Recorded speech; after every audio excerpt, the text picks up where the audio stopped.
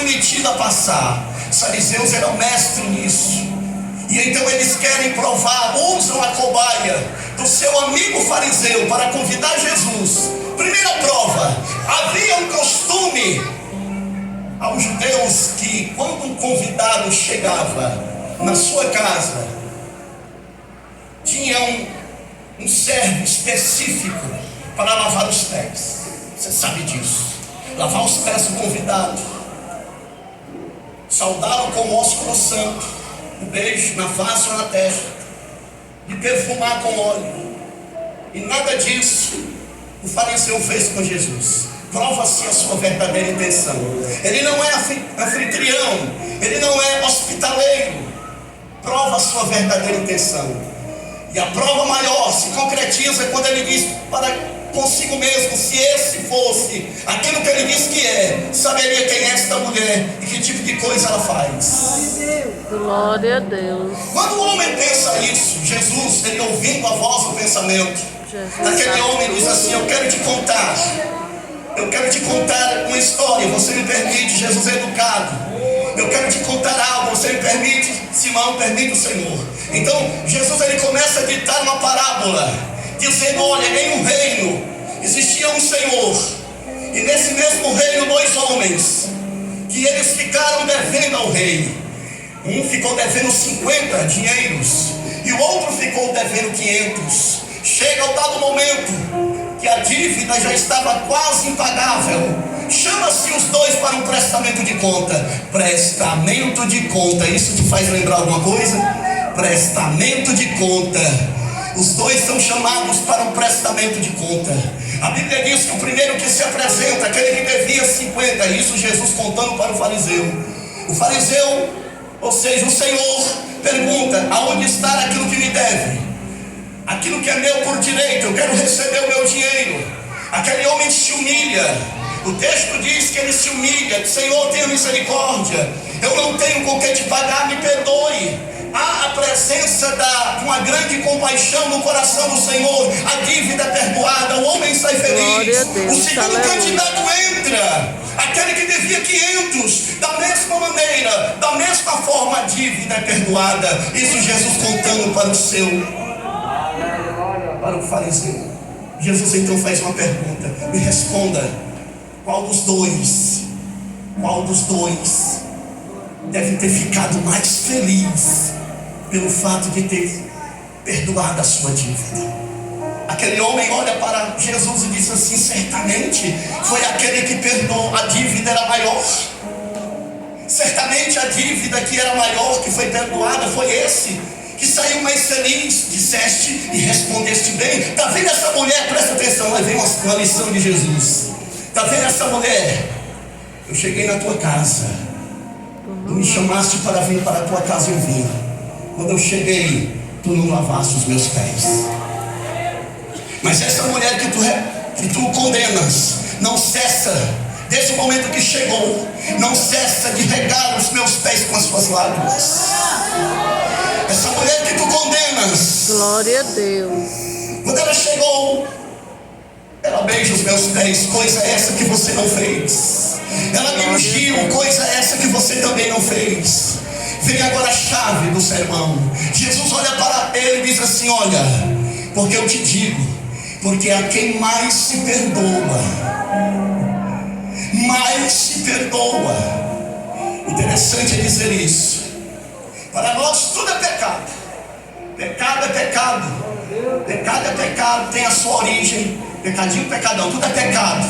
Mas o interessante aqui, pecado é pecado, mas você já pensou no tamanho da dívida que é contraída no acúmulo do pecado?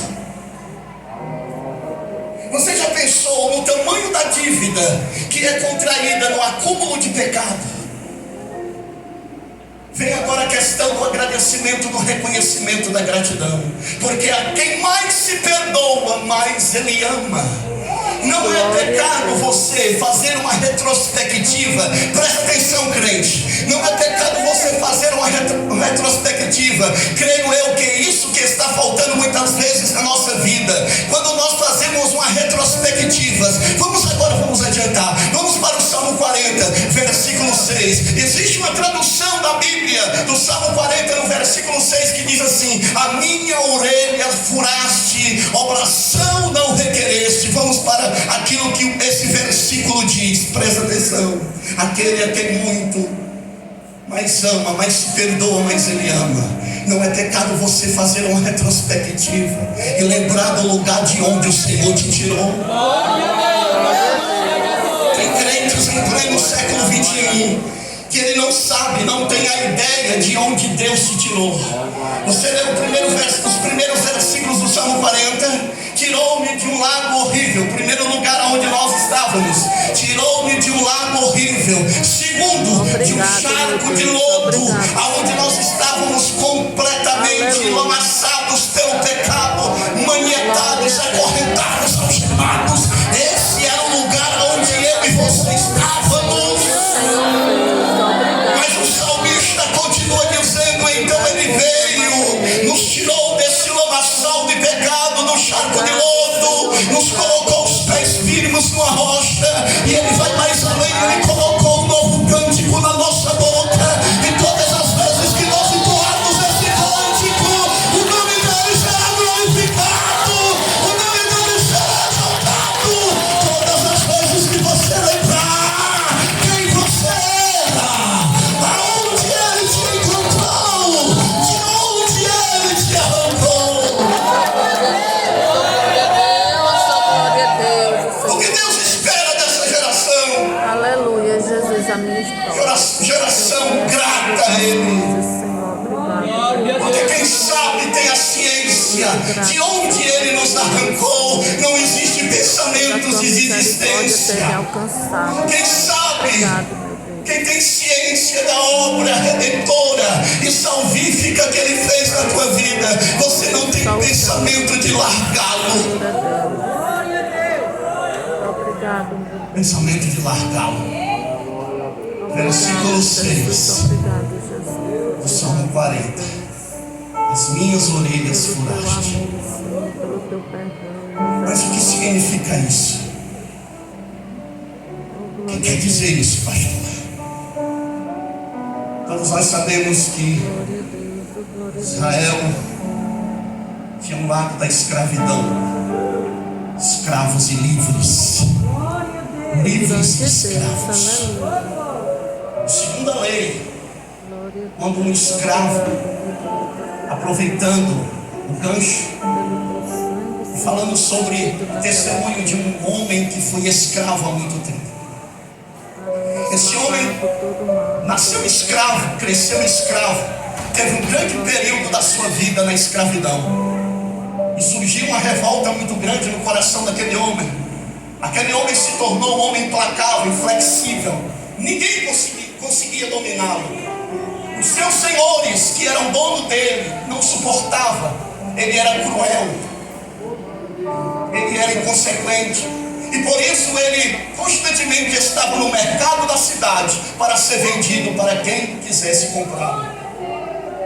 Aquele homem passa de fazenda, e nenhum daqueles que compravam suportavam a dureza daquele escravo.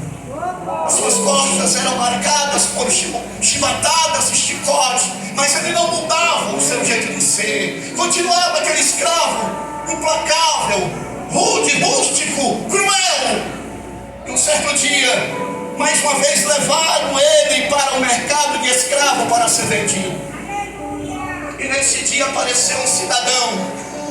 E esse cidadão começa a passar em vista os escravos que estão em exposição. E ele para justamente diante daquele escravo ruim. Ele olha para ele e olha para aquele que está o vendendo e diz assim: quanto é esse escravo? E o homem disse: é tanto, mas eu quero lhe advertir logo, ele é ruim.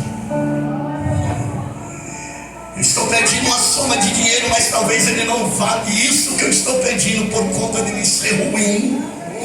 É o pior escravo que eu já conheci. O homem mesmo assim compra, paga o escravo ruim e leva para a sua fazenda. Quando ele chega na fazenda,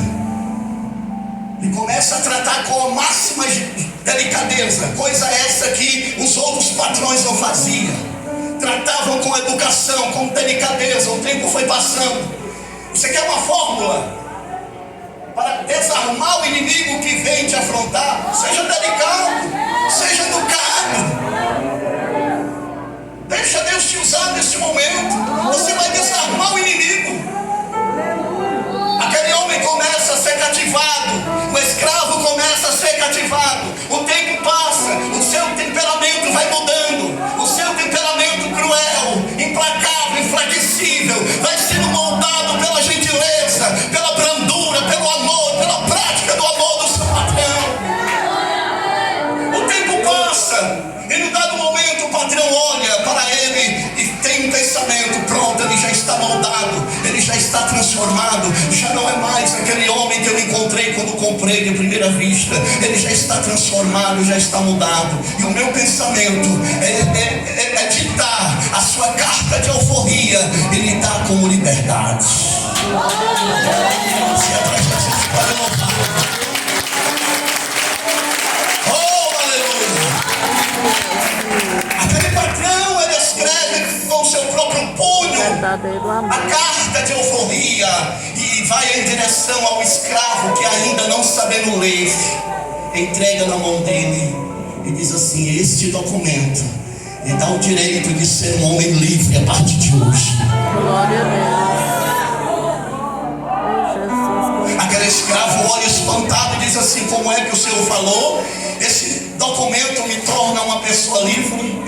Agora você pode tomar o seu rumo. Você é dono da sua própria vida. Você não está mais sujeito a ser escravo, não está mais sujeito ao jugo da escravidão. Você pode trilhar o seu próprio caminho. Glória a Deus.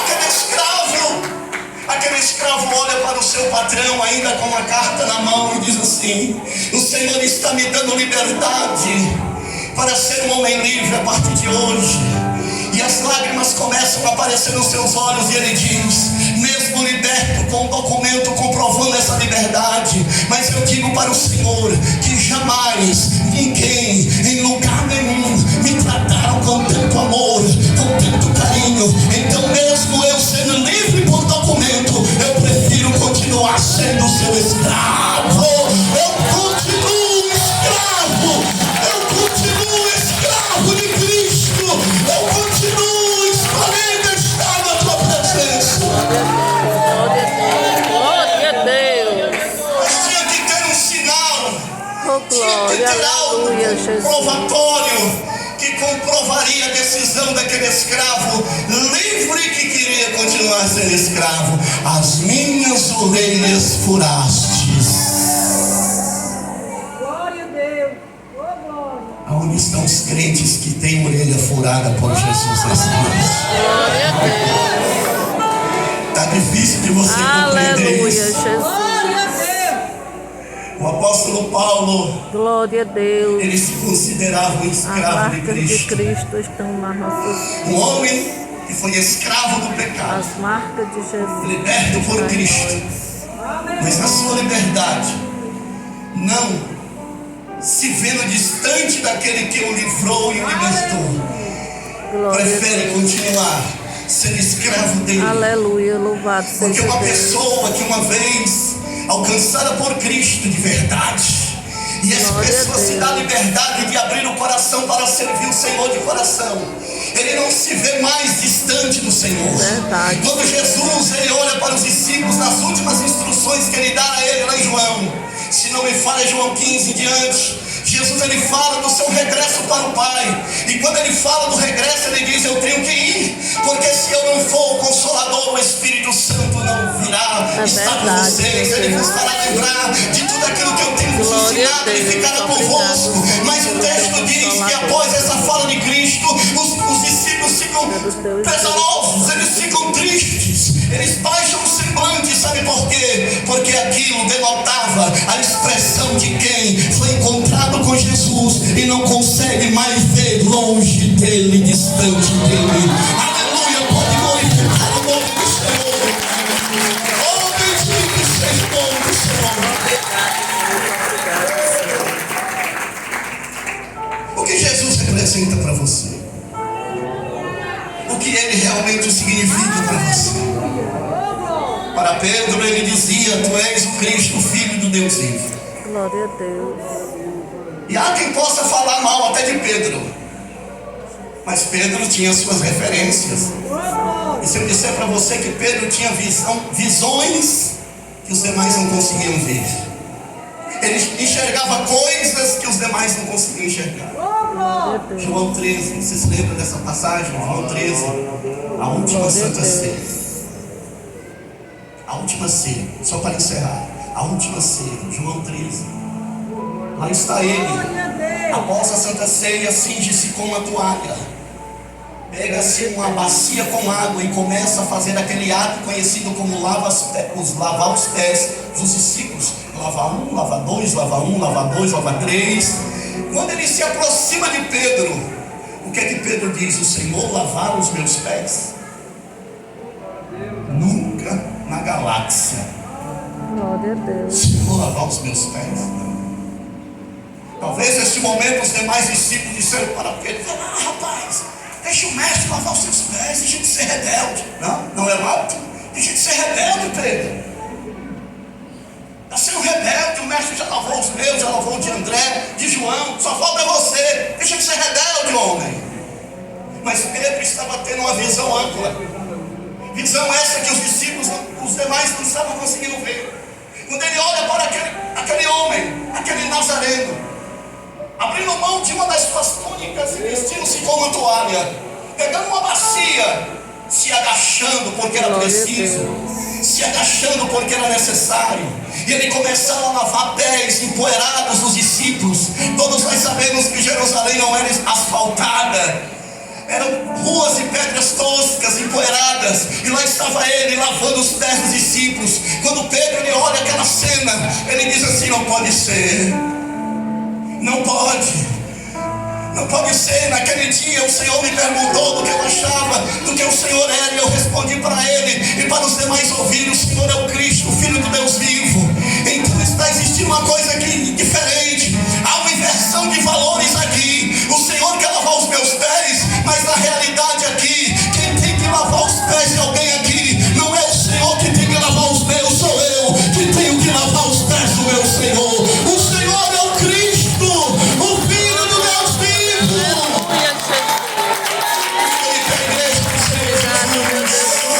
Nascermos humildes, Senhor, a humildade, aleluia. Dá exemplo, Deus, Você que ainda a humildade. não conhece a Jesus, eu quero te fazer o maior convite que o ser humano pode receber. Eu quero te convidar para morar no céu. Glória a Deus. Você que é crente, tem essa pessoa do teu lado que não é. Seja um bom samaritano, treine. Fale Glória a assim para Deus. ela: vamos lá, aceita Jesus. Aonde está a primeira pessoa? Aqui na frente, aceitando Jesus. Você reconhece o que Jesus representa para você? Vem aqui na frente. Você que não é crente ainda, rápido. Vem reconciliar. Você que está distante da casa do Pai. Você que está na condição de um filho pródigo, distante da casa do Pai. Mas chegou o momento. Tem almas para Jesus nessa noite. Aleluia, louvado seja receptivo, Deus. abre o teu coração. Ele bate no teu coração, esperando você abrir. Glória a Deus. Vem na frente. Os irmãos, auxilia as pessoas que não são crentes. Traga você aqui na frente essa pessoa. Convide para vir aceitar Jesus. Vamos lá, meus irmãos. Convite. Isso, convite. Convite. Isso, convite.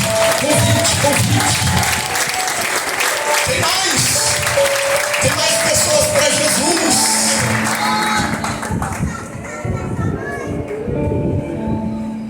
Tem mais. Deixa Deus te usar aí, crente. Convide essa pessoa. Diga para ela: você ouviu o Senhor, a voz da trombeta de Deus soar.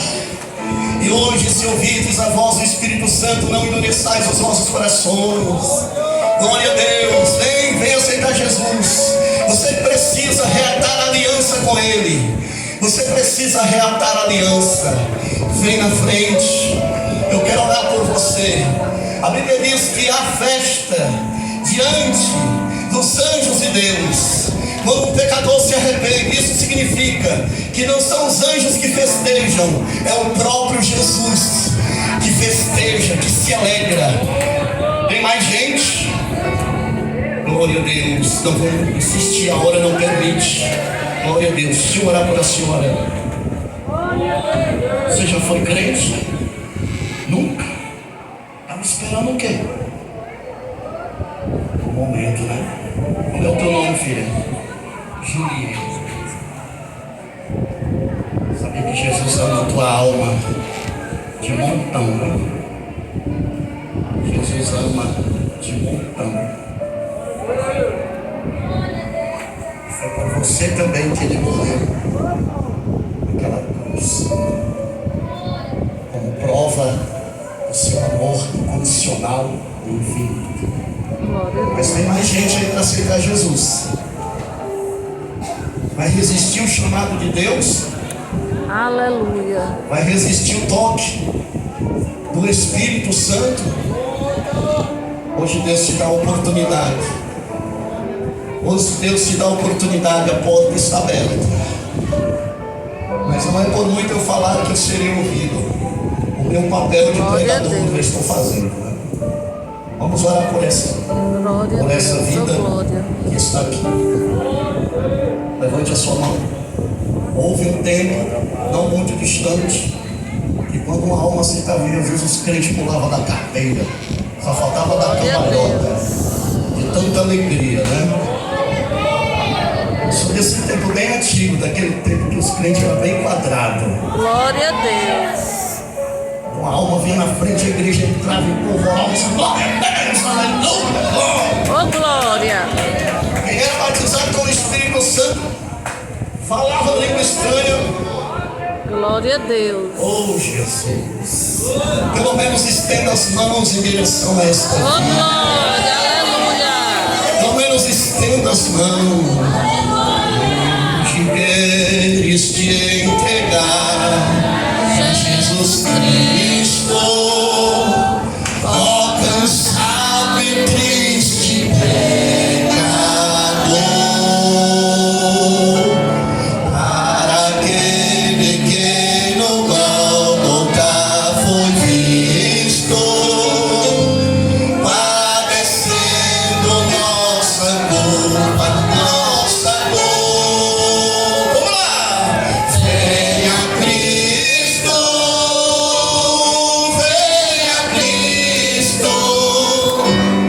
Ele te chama com amor.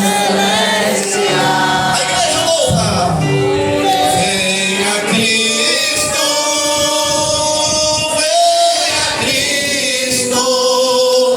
oh Jesus é o rochedo. Estenda as mãos, querido Deus, eterno Pai. Senhor, em nome de Jesus, eu te apresento esta vida. Está diante do teu altar, confessando o teu nome como o Salvador único da sua alma. Se preciosa essa alma diante dos teus olhos. Tu és aquele que sustém a nossa alma, que redime a nossa alma, que nos tirou de um lago horrível, de um estado de lodo, colocou os nossos pés firmes sobre uma rocha, colocou um novo cântico na nossa boca, e todas as vezes que nós entoarmos cânticos, muitos se alegrarão e glorificarão o Senhor. Que o Senhor abençoe esta vida em nome de Jesus. Diga só assim comigo: Senhor Jesus, neste momento, perdoa os meus pecados. Eu reconheço que não tenho forças de mim mesmo para prosseguir, mas o Senhor, a partir de hoje, é o Deus que me fortalece. Senhor Jesus, escreve o meu nome no céu, no livro da vida, para o grande dia da salvação. Eu receberei a coroa da vida eterna. Amém? Boa noite, na paz do Senhor.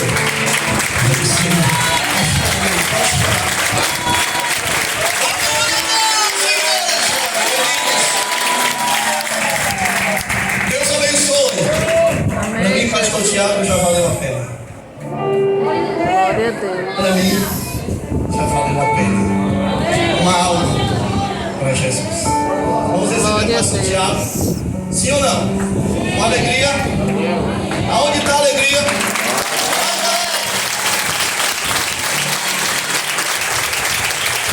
Glória a Deus. Amém. Mais uma vez eu quero saudar a todos com a paz do Senhor Jesus. Amém, Quero Jesus. pedir a todos que se sentam, por gentileza, pode sentar.